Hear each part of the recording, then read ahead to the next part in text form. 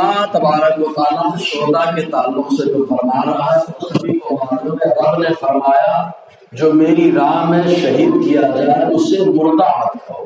کیا مت کہو؟ زور سے بولے نا بابا۔ اچھا مردہ نہ کہے تو دو ہی معاملہ ہے، یا تو زندہ ہے یا مردہ ہے، یا تو زندہ ہے یا مردہ۔ آپ زندہ ہے کہ مردہ ہے؟ ارے بولیے نا، ڈر رہا ہے کہ مولانا صاحب کے سامنے مردہ بولے گئے اللہ اکبر نہ بولتے۔ نہیں، اللہ اکبر ہم نماز کے لیے بولیں گے۔ آپ زندہ ہیں کہ مردہ ہیں؟ اچھا زندہ ہیں تو قبرستان لے چلیں دفنانے کے لیے؟ تو آپ کہیں گے مجھے اگر اب میں زندہ ہوں مجھے لے کے جاؤ گے، میرا بیٹا پولیس اسٹیشن پہنچ جائے، میرے ابا زندہ ہیں، مولانا صاحب زندے کو دفنا رہے ہیں۔ تو کہا جب شہداء زندہ ہیں، انبیاء زندہ ہیں، صحابہ زندہ ہیں، ولی زندہ ہیں، جب یہ سب زندہ ہیں تو ان کو دفنایا کیوں؟ ان کو دفنایا کیوں؟ جبکہ اللہ تبارک و تعالیٰ فرماتا ہے جو میری راہ میں شہید کیا گیا، قتل کیا گیا، اسے مردہ کہنا مت۔ مولا ٹھیک ہے زبان پہ پابندی لگا لوں گا میں، کیونکہ بہت سارے لوگ ہمارے مار پیٹ سے اور پٹائی سے ڈرتے ہیں، زبان پہ کنٹرول رکھتے ہیں لیکن دماغ پہ کنٹرول نہیں آتا ہوگا، وسوسہ ہوتا رہتا ہے۔ تو میرے رب نے فرمایا وَلَا تَحْسَبَنَّ الَّذِينَ قُتِلُوا فِي سَبِيلِ اللَّهِ أَمْوَاتًا، ارے کہنا بھی مت، دماغ میں لانا بھی مت کہ مردہ ہے۔ جو میری راہ میں قتل کیے گئے ہم نے انہیں زندگی عطا فرما دی ہے۔ رب فرماتا ہے زندگی، جو قتل کیا گیا وہ شہید ہوتا ہے۔ شہید کو شہید کیوں کہتے ہیں؟ وہ سوال ہمارا قائم ہے، ابھی آخر میں جواب دے دوں گا کہ زندے کو دفنایا کیوں؟ صحیح بات ہے نا؟ یہ وہ سوالات ہیں جو بول بول کر کے غیر ہمارے نوجوانوں کو بہکاتا ہے، اور ہمارے نوجوانوں کے پاس تو بس خالی ٹائم ہی نہیں، بیچارے اتنے مصروف ہیں پب جی کھیلنے میں، اتنے مصروف ہیں ٹک ٹاک کرنے میں، اتنے مصروف ہیں خرافات کرنے میں، اتنے مصروف ہیں دوستوں کے ساتھ مستیاں کرنے میں کہ علماء کے پاس بیٹھ کے جواب تلاش ہی نہیں کرتے، ڈائریکٹ بولتے ہیں ہاں ایک زمانے سے میں بیان سن رہا ہوں کسی نے جواب نہیں دیا۔ ارے یار آپ نے موضوع دے کے بیان کروایا کیا؟ غلطی کس کی ہے؟ ہر سال بیان سنتے وہی بیان ریپیٹ ہو رہا ہے، کچھ نیا موضوع دو تو نیا ملے گا نا۔ لیکن ہماری دنیا تو وہی نرالی دنیا ہے، پرانی دنیا ہے۔ تو یہ سب وہ سوال ہوتے ہیں جن کو غیر بول کر کے ہمارے نوجوانوں کو اپنی طرف کھینچ لیتا ہے۔ لیکن یاد رکھو جس نے احمد رضا کو سمجھ لیا کما حقو، جیسے سمجھنے کا حق ہے، تو اعتراض ادھر سے آتا ہے، جواب احمد رضا کے فیضان سے آتا ہے، امام احمد رضا خان کے فیضان سے جواب آتا ہے۔ تو کاش شہید کو شہید کیوں کہتے ہیں؟ جواب سوال قائم ہے، کاش شہید، یہ باب سمع اسماء سے علماء جانتے اس کا معنی ہے حاضر ہونا۔ تو شہید فعیل کے وزن پر یا تو شاہد کے معنی میں یا مشہود کے معنی میں۔ کاش شاہد معنی حاضر، کہا مطلب کیا ہے؟ کہا شہید جیسے ہی گردن کٹتی ہے اگرچہ بدن اس کا دنیا میں نظر آتا ہے لیکن اللہ تبارک و تعالیٰ اس کو جنت کی سیر عطا فرما دیتا ہے، وہ جنت میں حاضر ہو جاتا ہے، اس لیے اس کو شہید کہا جاتا ہے۔ کہا شہید اگر مشہود کے معنی میں ہو تو کام مشہود وہ جہاں فرشتے حاضر آئے۔ دیکھو حضور صلی اللہ علیہ وسلم قرآن میں اللہ تعالیٰ نے فجر کی نماز کے بارے میں فرمایا ان قرآن الفجر کان مشہودا، فجر کی نماز وہ جس میں فرشتے حاضر آتے ہیں، جمعہ کی نماز وہ جس میں فرشتے حاضر آتے ہیں۔ اسی لیے تو حضور نے فرمایا کہ وہاں بیٹھ جاتے ہیں تو ان کو بتاؤ اکثر صلاۃ علیہ یوم الجمعہ فإنہ یوم مشہود تشہد الملائکہ، ان فرشتوں کو بتاؤ تم دروازے میں بیٹھے ہو، تم نے اعتراض کیا تھا یہ زمین میں جائے گا خرافات کرے گا جھگڑے کرے گا، بتاؤ میں مسجد میں بیٹھ کر کے جھگڑا نہیں کر رہا ہوں بلکہ مصطفیٰ جان رحمت پہ درود و سلام پڑھ رہا ہوں۔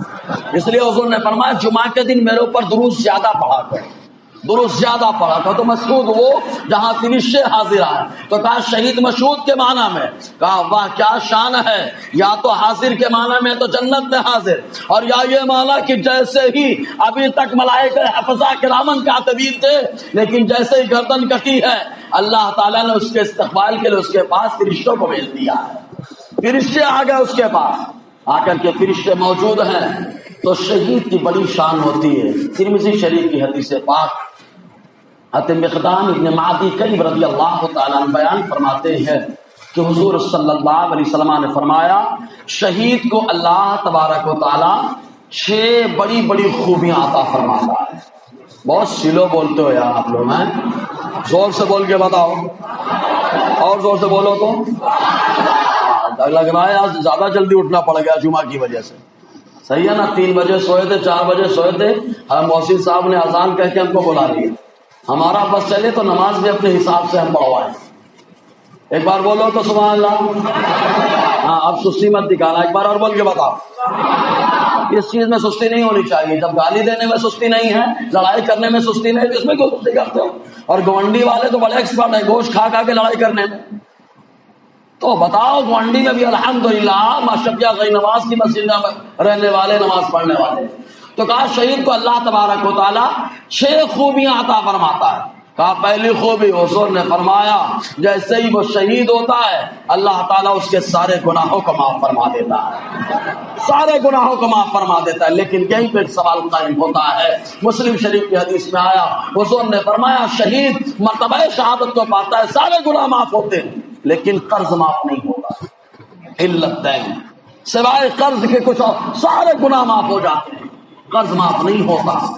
اب قرض کا معاملہ تو ہم لوگوں نے بڑا ہلکا لے رکھا ہے، معلوم ایک حدیث پاک میں ابو قتادہ رضی اللہ تعالی فرماتے ہیں کہ حضور منبر پر بیٹھے ہوئے مسجد نبوی میں خطبہ دے رہے تھے، فرمایا فلاں قبیلے کا کوئی شخص یہاں موجود ہے؟ سارے صحابی خاموش، اس قبیلے کا کوئی نہیں تھا۔ ابو قتادہ کھڑے ہو گئے ہاتھ باندھ کر کے، اے اللہ کے نبی صلی اللہ علیہ وسلم کوئی معاملہ ہے؟ آقا نے فرمایا ہاں، اس قبیلے کا ایک شخص جنت کے دروازے پہ اس لیے روک دیا گیا کہ اس کے اوپر 2 درہم قرض ہے اور اس نے ادا نہیں کیا، اس لیے جنت کے دروازے پہ روک دیا گیا۔ سب کچھ تیاری ہے جنت میں جانے کی، دروازے پہ روک دیا جائے کتنی تکلیف ہوگی۔ اس کا احساس لاک ڈاؤن کے وقت مسجد میں جب آنے سے روکا گیا تب ہو رہا تھا کہ مسجد میں آنے سے روک دیا گیا، نہا دھو کر کے جمعہ کے لیے تیار آ کر کے روک دیا گیا۔ اب یہاں سب کچھ تیاری ہو گئی، جنت کے دروازے پہ روکا گیا۔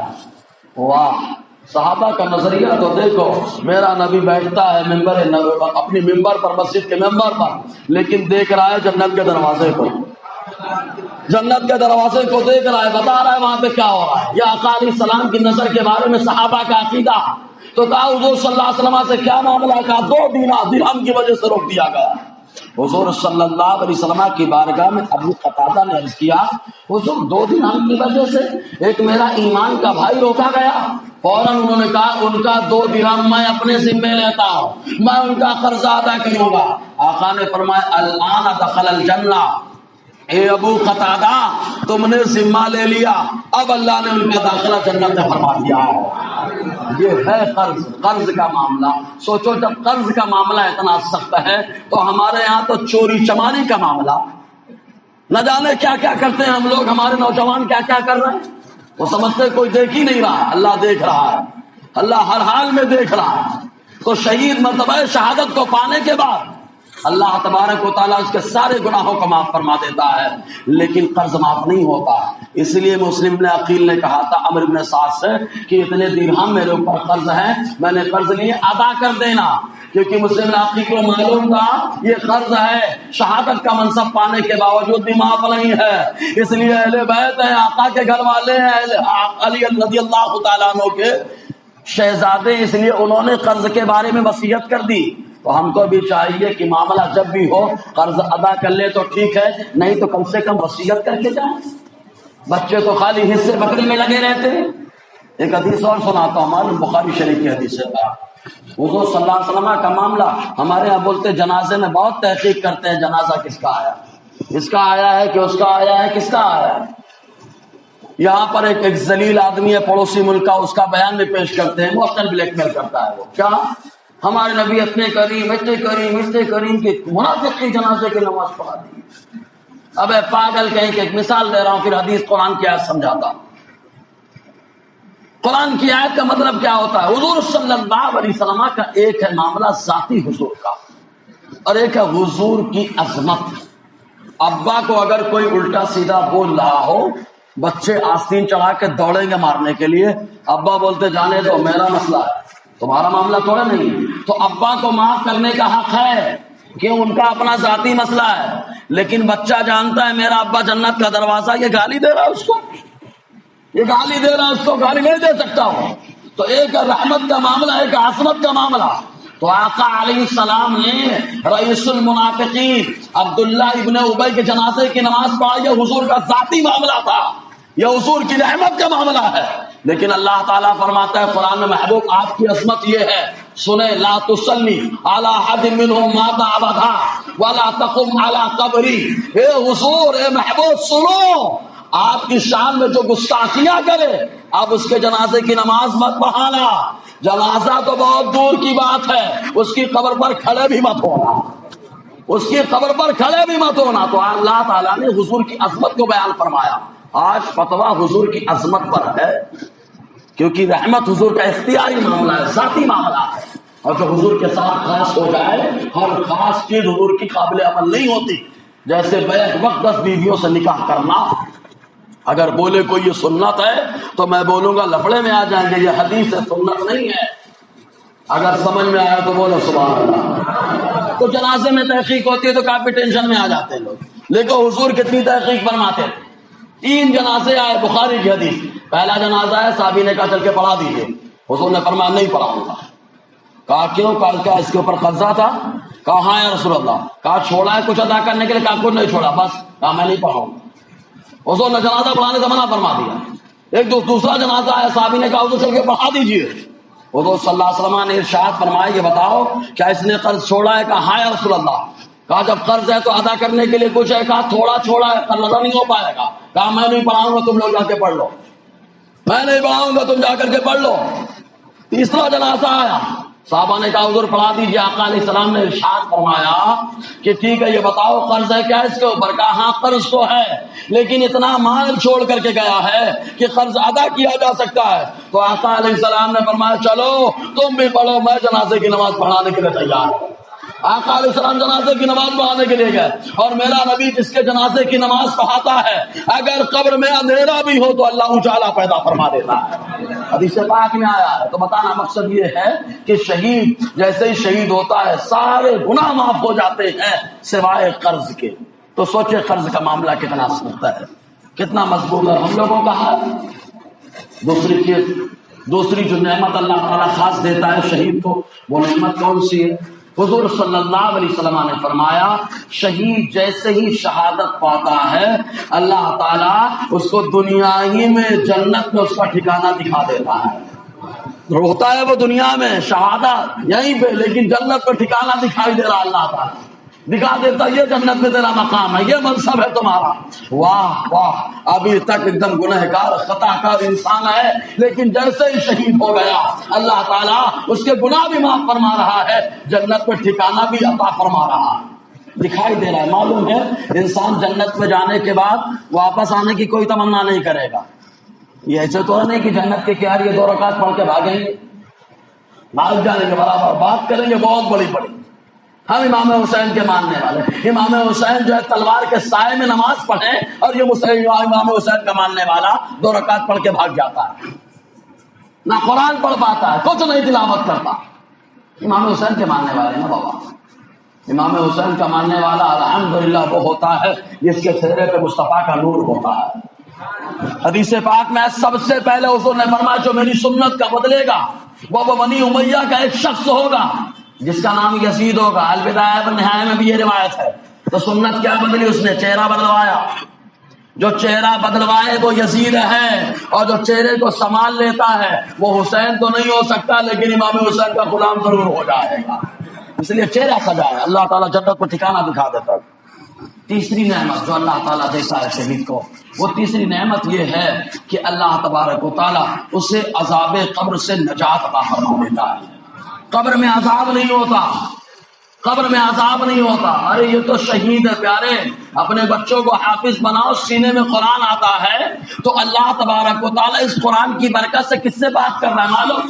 زبدۃ الاتقان کی حدیث پاک کہ جب کوئی حافظ قرآن انتقال کرتا ہے اور قبر میں اس کو لٹایا جانے لگتا ہے, جیسے ہی لٹایا جانے لگتا ہے تو اللہ تعالیٰ سب سے اپنے کلام کا سب کو شرف نہیں دیتا, لیکن اب اس قبر کی مٹی سے بولتا ہے, اے قبر جانتی ہے کون آ رہا ہے؟ جانتی ہے کون آ رہا ہے؟ واہ میرا مولا قبر سے بات کر رہا ہے.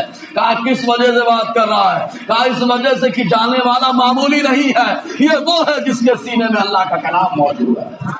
تو اللہ تعالیٰ فرماتا ہے جانتی ہے کون آ رہا ہے؟ تو قبر بولتی ہے مولا مجھے معلوم ہے وہ آ رہا ہے جس کے سینے میں تیرا کلام موجود ہے، اور جس کے سینے میں تیرا کلام موجود ہو اس کا کھانا میرے اوپر حرام ہو جاتا ہے، اس کا کھانا میرے اوپر حرام ہو جاتا ہے. سوچے حافظ قرآن کی ہے شان. میرا نبی حافظ قرآن بھی ہے، صاحب قرآن بھی ہے. ابو بکر حافظ قرآن ہے، مرتب قرآن ہے. اب عمر حافظ قرآن ہے، مؤلف قرآن ہے. اور عثمان حافظ قرآن بھی ہے، اور ساتھ ساتھ اللہ تعالیٰ نے ان کو جامع قرآن بھی بنایا ہے. حضرت علی حافظ قرآن بھی ہے، مفسر قرآن بھی ہے. سمجھے کہ نہیں؟ حافظ کے بارے میں یہ حضور فرماتے ہیں کہ اللہ تعالیٰ فرماتا ہے قبر کسی کی رعایت نہیں کرتی، کسی کی رعایت نہیں کرتی. کہا کیوں نہیں کرتی؟ کہا نہیں کرتی، قبر سب کو دباتی ہے. کہا کچھ تو ہوں گے جن کو نہیں دباتی. کہا وہاں جنہوں نے دیکھا ہوگا وہی بتا سکتے ہیں، میں نے تو دیکھا نہیں ہے، میں نے تو پڑھا ہے. کہا ٹھیک ہے جو نبی دیکھ کر کیا انہیں کی بات بتا دو. آقا علیہ السلام نے فرمایا چند لوگ وہ ہوتے ہیں جن کو قبر دباتی نہیں ہے، پاس آتی ہے تو قدموں کا بوسہ لینے کے لیے آتی ہے، قدموں کا بوسہ لے کر کے جاتی ہے. قبر آتی ہے، ان میں سے ایک شہید بھی ہوتا ہے. حضرت عثمان غنی رضی اللہ تعالی عنہ قبر کے پاس جب کھڑے ہوتے تو خوب روتے. آپ کی آنکھوں سے آنسو نکلتے ہوئے داڑھی پہ آ جاتے، داڑھی گیلی ہو جاتی. تو حضرت عثمان غنی سے لوگ کہتے کہ یہ حضرت عثمان غنی رضی اللہ تعالیٰ عنہ رونے کی وجہ کیا ہے؟ تو حضرت عثمان غنی کیا فرماتے معلوم؟ یہ قبر ہے، قبر آخرت کی پہلی منزل ہے. جو قبر میں بچ گیا اللہ تعالیٰ ہر منزل اس کے لیے آسان فرما دیتا ہے، ہر منزل آسان فرما دیتا ہے. تو قبر اتنی اہم، اتنا زبردست معاملہ اس کا ہے. لیکن واہ میرے نبی کیا ارشاد فرماتے ہیں، یہی قبر ہے جہنم کا گڑھا بھی ہے، اور یہی قبر ہے جنت کی کیاری بھی ہے. کہا کافر کے لیے، کہا کیاری کا ایمان والوں کے لیے. جہاں ایمان والا لیٹتا ہے وہ کیاری جنت کی بنا دیتا ہے. یہ ایمان والے کے لیٹنے کی برکت ہوتی ہے. تو سوچے جب عام ایمان والے لیٹتا ہے تو جنت کی کیاری بناتا ہے. تو میرا نبی شان ایمان جان ایمان ہے. سمجھے کہ نہیں؟ ہاں جی. تو اللہ تبارک و تعالیٰ عذاب قبر سے نجات دیتا ہے. چوتھی نعمت اللہ تعالیٰ یہ، پہلی نعمت سارے گناہوں کو معاف کر دیتا ہے، دوسری نعمت ہے کہ جنت میں ٹھکانہ دکھا دیتا ہے، اور تیسری نعمت عذاب قبر سے نجات عطا فرماتا ہے، اور چوتھی نعمت یہ کہ اللہ تبارک و تعالیٰ اس کو آخرت فضائے اکبر کہتے ہیں اس کو، قبر سے اٹھنے کو. جب قبر سے اٹھیں گے تو حالت خراب ہوگی. اسی لیے آقا علیہ السلام نے جب فرمایا بدن پہ کپڑا نہیں ہوگا تو عائشہ صدیقہ نے کہا شرم نہیں آئے گی ایک دوسرے کو دیکھ کر کے. تو آقا علیہ السلام نے فرمایا عائشہ وہاں اپنی فکر ہوگی، کسی اور کی فکر نہ ہوگی، وہاں پر خالی آدمی اپنے بارے میں غور کر رہا ہوگا. تو ذرا سوچیں، آپ تصور کریں وہاں خالی اتنی گھبراہٹ. اور خالی ایک اندازہ لگائیں، پہلے بال سفید نہیں ہوتے تھے. یہ بال کا سفید ہونا حضرت ابراہیم علیہ السلام کے زمانے سے ہوا. وہ بھی حضرت ابراہیم کی داڑھی کے بال جب سفید ہوئے تو اللہ تعالیٰ کی بارگاہ میں کہا ما ھذا، مولا یہ کیا ہے یہ جو سفیدی آ گئی؟ میرا رب فرماتا ہے یہ مومن کا وقار ہے. جیسے ہی کہا فرمایا مومن کا وقار، حضرت ابراہیم نے ہاتھ اٹھا دیا، اللہم زد لی وقارا، اے اللہ جب یہ سفیدی مومن کا وقار ہے تو میں ایمان والا ہوں، میرے وقار کو بڑھا دے، میرے وقار کو بڑھا دے. بہت سست ہو یار، زور سے بولو نا. ماشاء اللہ ایسے بولنے کا یار، مسجد بھی آپ بھائی تھے جی، ایک بار اور بولو تو ایسے بولتے رہنے کا. کہا مومن کا وقار ہے، داڑھی سفید، داڑھی کے بال یا سر کے بال سفید نہیں ہوتے. حضرت ابراہیم کے شروع میں ہوئے. تو حضرت نوح علیہ السلام کے بیٹے یافس، حضرت عیسیٰ علیہ السلام نے 3 لوگوں کو زندہ کیا تھا قبر سے. 3 لوگوں کو زندہ کر دیا. جب کر دیا تو لوگ ماننے کے لیے تیار نہیں ہوئے. کہا نہیں یہ تو دھوکہ ہو سکتا ہے اٹیک کا معاملہ ہو، اور اشارہ کیا ہو، آ گئی ہو جان. ہوتے ہیں نا کچھ لوگ ہمارے یہاں بولتے ہیں پیڑا چھیلنے والے لوگ. پیڑا بھی کہیں چھیلا جاتا ہے لیکن کچھ لوگ چھیلتے ہیں اس کو، پیڑا چھیل لو، زبردستی بات کا وطن نہیں رہا. کہا نہیں کوئی پرانی خبر پہ چلیے. لے گیا حضرت نوح علیہ السلام کے بیٹے یافس، ان کی قبر 26,000 سال پہلے، حضرت عیسیٰ علیہ السلام سے پہلے وہ قبر. حضرت عیسیٰ علیہ السلام گئے اور جا کر کے بلایا. لوگ بولتے ہیں مردہ سنتا نہیں. میں کہتا ہوں بلا شبہ جو مردہ ہوتا ہے وہ نہیں سنتا ہوگا, لیکن حدیث میں آیا مردہ بھی سنتا ہے. یہاں تو اللہ تعالیٰ نے زندہ قبر میں رکھا. عیسیٰ علیہ السلام نے بلایا, فوراً قبر کے باہر آ گئے تو نور علیہ السلام کے بیٹے 26,000 سال کے بعد قبر سے باہر آ گئے. بال سفید ہو گئے, بال سفید ہو گئے. تو عیسیٰ علیہ السلام نے فرمایا سفیدی کہاں سے آئی؟ آپ کے دور میں تو سفیدی نہیں تھی. کہا میں نے یہ سمجھا تھا کہ محشر کا معاملہ قائم ہو چکا ہے تو مارے گھبراہٹ کے میرے بال سفید ہو گئے, یہ آخرت میں اٹھنے کا معاملہ ہوگا. لیکن واہ, میرے نبی فرماتے ہیں سب سے پہلے میں قبر سے اٹھوں گا, میرا ابو بکر اٹھے گا, میرے عمر اٹھیں گے, جنت البقیع والے آئیں گے, جنت المأویٰ والے آئیں گے, سب کو لے کر کے میں جنت, آقا فرماتے میں محشر میں جاؤں گا. سمجھے کہ نہیں آپ جی؟ تو یہ معاملہ ہے محشر کا. اس کی گھبراہٹ سے اللہ تعالیٰ شہید کو امن عطا فرما دیتا ہے. پانچویں نعمت اللہ تبارک و تعالیٰ اس کو یہ منصب دیتا ہے, یہ مقام دیتا ہے کہ اپنے رشتے داروں میں سے 70 لوگوں کی شفاعت کر سکتا ہے. ارے آپ زور سے, اب یہ 70 کی تعداد کیوں ہے؟ محدثین فرماتے ہیں یہ بیان کثرت ہے. جیسے ہمارے یہاں مشہور ہے, بولے 70 چوہے کھا کے بلی حج کو چلی, تو کہا 70 ہی کھائی ہے, اس نے سے زیادہ کم نہیں کھایا. یہ بیان کثرت کے لیے, زیادہ کے لیے. مطلب اللہ تبارک و تعالیٰ جتنے لوگوں کے لیے چاہے گا اس شہید کی شفاعت کو قبول فرما لے گا. جتنے لوگوں کے لیے چاہے گا شہید کی شفاعت کو قبول فرما لے گا. اور اس کے بعد آقا فرماتے ہیں روز محشر اللہ تبارک و تعالیٰ شہید کو تاج کرامت عطا فرمائے, ایسا تاج کہ محشر والے دیکھ کر کے رشک کریں گے, سبحان اللہ, رشک کریں گے یہ شہید ہے. اور اس کے بعد آخری نعمت آقا فرماتے ہیں اس کے نکاح میں اللہ تعالیٰ 1 2 نہیں 72 حوروں کو اس کے نکاح میں داخل فرمائے گا. 72 حوروں کو. اور حوروں کا معاملہ ایسا ہے, آقا علیہ السلام فرمائے جیسے اگر آدمی گورا زیادہ ہوتا ہے, اگر وہ بات کرنے لگے تو نسیں ٹائٹ ہوتی ہیں تو کتنی پیاری لگتی ہے, تو پان کھائے آدمی تو کیسے لگتا ہے. اتنی خوبصورت حور ہوں گی جو ان کے نکاح میں اللہ تبارک و تعالیٰ دے گا. یہ شہید کا منصب ہوا کرتا ہے. اب یہیں پہ آ جائیں, امام حسین کی بارگاہ میں چلے آئیں. امام حسین ہمارے شہید ہیں, سبحان اللہ. امام حسین شہید ہے. کہا اب رافضی خارجی کے منہ پہ جوتا پڑ رہا ہے, وہابی دیوبندی کے منہ پہ جوتا کہ امام حسین کو باغی بولتا ہے. ارے پاگل, تجھے معلوم نہیں ہے باغی شہید نہیں ہوتا. امام حسین وہ ہے جو شہید ہے, اور شہید کے سارے گناہوں کو اللہ معاف فرما دیتا ہے, سارے گناہوں کو معاف فرما دیتا ہے. اور یہ تو پہلے سے آلریڈی صحابی ہے, جنتی ہے. کچھ لوگ بولتے ہیں نہیں جو یزید تھا تو تابعی ہے. اب میں بولتا ہوں تابعی کے لغوی معنی بتا, تو کہا تابعی کے معنی ہوتا ہے فالوور, ماننے والا, پیروکار کرنے والا. مطلب جو صحابی کو فالو کرے وہ تابعی ہے. میں کہتا ہوں ایک طرف یزید کو رکھ, ایک طرف امام حسین کو رکھ, کلیئر ہو جائے گا. کہا امام حسین کون؟ کہا صحابی ہیں. کہا فالو کیا کیا یزید نے؟ جب نہیں فالو کیا تو تابعی کیسے ہو جائے گا؟ اگر سمجھ میں آئے تو بول دینا, سمجھے گی نہیں آپ. تو امام حسین. دوسری بات, امام حسین مرتبہ شہادت میں پہنچے, اکیلے نہیں گئے. دوست وہی ہوتا ہے جو اپنے دوست کو اچھے مرتبے پہ لے کر کے جائے. امام حسین نے اپنے ساتھیوں کو ایسے ہی نہیں چھوڑ دیا, بلکہ شہادت کے منصب پہ ان کو بھی لے کر کے گئے, ان کو بھی لے کر کے گئے. امام حسین رضی اللہ تعالیٰ کی شان. بہرحال تو جو شہید ہوتے ہیں وہ زندہ ہیں, انہیں مردہ کہنے کا بھی نہیں اور نہ ہی مردہ سوچنے کا. تو کہا بہت ساری چیزیں ہوتی ہیں ہم کو نظر نہیں آتی ہے. آپ دیکھنا کیبل وائر میں لائٹ ہے, آپ کو دکھائی دیتی ہے کیا؟ ارے دکھائی دیتی ہے کیا؟ لیکن پکڑ کے دیکھ لو احساس ہو جائے گا. لائٹ ہے, پکڑ کے دیکھ لو احساس ہو جائے گا. بس بس قبر میں جو ہے شہداء, انبیاء, صلحاء, یہ زندہ ہو, یہ تم کو نظر نہیں آتے ہیں. جو اللہ والے ہوتے ہیں, کھڑے ہوتے ہیں تو یہی کہتے ہیں تو زندہ ہے واللہ, تو زندہ ہے واللہ, میری چشمے عادت سے چھوٹ جانے. سمجھے کہ نہیں آپ؟ تو کہا زندہ کو دفنائے کیوں؟ تو زندے کو دفنائے کیوں؟ تو بخاری کی حدیث سنا دو. آخری بات, چونکہ 40 کو شاید وقت ختم ہو جاتا ہے. ہاں, اعتراض کا جواب دے دوں؟ اگر سننا ہے تو سبحان اللہ بول کے بتاؤ. ہاں, میرے یہاں اصول ہے اگر وقت ہو جاتا ہے تو میں سبحان اللہ بلواتا ہوں, تاکہ کچھ اگر کمپنی والے ہوں، جاب والے ہوں تو وہ نہیں بولیں گے تو اندازہ لگ جاتا ہے لوگوں کے ہونٹوں سے. اور اگر زور سے سبحان اللہ کی آواز آتی ہے مطلب سب سننے کے موڈ میں ہے. اب آپ بتائیے جماعت سننے کے موڈ میں ہے کہ نہیں؟ مطلب نہیں ہے موڈ میں.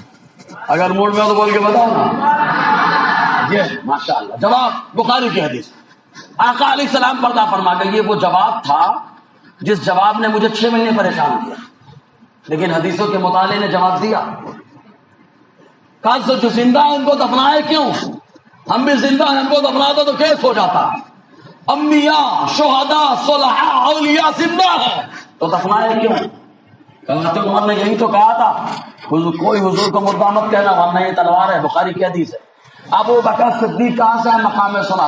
حدیث کا حوالہ لیں کتاب بخاری کتاب الجنائز، راوی عائشہ صدیقہ رضی اللہ تعالیٰ عنہ.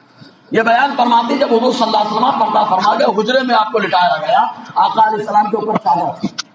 ابو بکر صدیق مقام سنہ میں رہتے تھے. مقام سنہ پہ گھوڑے پہ سوار ہو کر کے آئے. آنے کے بعد ابو بکر صدیق رضی اللہ تعالیٰ عنہ نے گھوڑے کو چھوڑا، اندر حجرے میں گئے اور جانے کے بعد آقا نے فکشف عن وجهه فاكب علیہ، انہوں نے حضور کے رخ انور سے چادر کو ہٹایا، جھک گئے. فقبلہ بین عینیہ، تو آقا علیہ السلام کی دونوں پیشانیوں کے درمیان بوسہ لیا اور کہا فداک ابی و امی یا نبی اللہ، میرے ماں باپ آپ پہ قربان ہے اللہ کے نبی. حضور کے پردہ فرمانے کے بعد سب سے پہلے جنہوں نے یا نبی اللہ کا نعرہ لگایا وہ خلیفہ اول حضرت ابو بکر صدیق کی ذات ہے. کہا فداک ابی و امی یا نبی اللہ.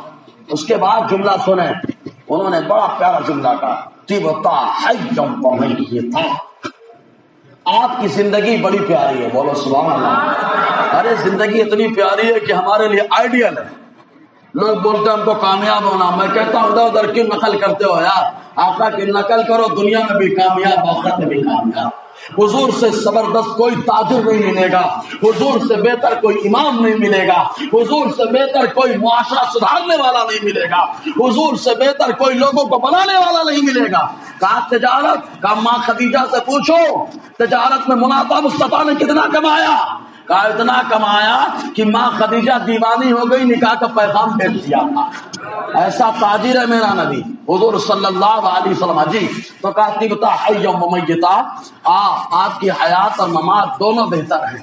اس کے بعد جملہ کیا کہا؟ واللہ لا یذیقک اللہ الموتتین ابدا اما الموتۃ الاولی فقد مستحا. کہا اللہ تعالیٰ آپ کو 2 موت کا مزہ نہیں چکھائے گا. ایک موت جو لکھی تھی وہ آ گئی، ایک موت جو لکھی تھی آ گئی، 2 موت کا مزہ نہیں چکھائے گا. فتح الباری میں علامہ ابن حجر اسقلانی نے لکھا ہے، عمدۃ القاری میں علامہ بدر الدین عینی نے لکھا ہے. اس کے علاوہ اولا تقولوا لمن يقتل في سبيل الله اموات، اس آیت کی تفسیر عینی میں دیکھیں وہاں بھی لکھا ہے. میرۃ المناجم میں موت 2 طرح کی ہوتی ہے، ایک موت حسی، ایک موت حقیقی. موت حسی جہاں نہلانا پڑے، کفن پہنانا پڑے، جنازے کی نماز پڑھنی پڑے، قبر کا انتظام کرنا پڑے، یہ موت حسی ہے. ایک موت قبر میں آتی ہے، بدن سڑ جاتا ہے، گل جاتا ہے، ختم ہو جاتا ہے. تو کہا 2 موت اللہ تعالیٰ اس کا مزہ نہیں چکھائے گا. کہا کلیئر ہو گیا، حضور کو نہلایا گیا، حضور کو کفن پہنایا گیا، حضور کے جنازے کی نماز ہوئی، اگرچہ سلام پڑھا گیا، حضور کے قبر کا انتظام ہوا. کہا موت حسی تو آئی ہے لیکن قبر میں جانے کے بعد مصطفیٰ کو حقیقی موت نہیں آئی ہے. تو ابو بکر کہہ رہے ہیں جب میرا انتقال ہو جائے میرے جنازے کو مصطفیٰ کے قبر کے سامنے رکھنا، اگر آواز آ جائے تو وہی دفنا دینا ورنہ جنت البقیع میں لے جا کے دفنا دینا. تو یہیں سے معلوم ہے موت حسی آئی اس لیے قبر کا انتظام ہے، موت حقیقی آئی اس لیے یہ عقیدہ ہے کہ حضور قبر میں زندہ ہے. شہداء قبر میں زندہ ہے، صلحاء قبر میں زندہ ہے، اولیاء قبر میں زندہ ہے. انشاءاللہ موقع رہا تو زندگی کیسی ہے اس پر روشنی ڈالی جائے گی. اللہ تعالیٰ کہنے سننے سے زیادہ عمل کی توفیق عطا فرمائے. استغفر اللہ ربی من کل ما اتوب الیہ، اشہد ان لا الہ الا اللہ واشہد ان محمدا عبدہ ورسولہ. السلام علیکم ورحمۃ اللہ.